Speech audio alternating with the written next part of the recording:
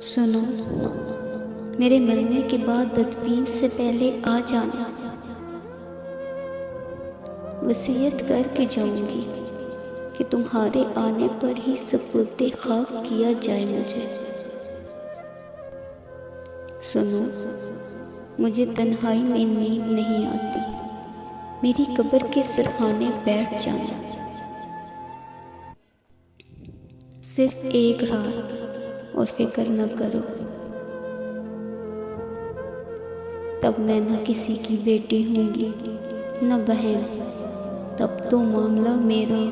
تمہارا اور خدا کا ہوگا،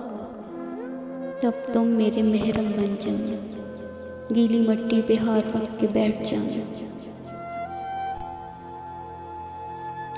میں سمجھوں گی تم نے ہاتھ تھاما ہوا ہے میرا،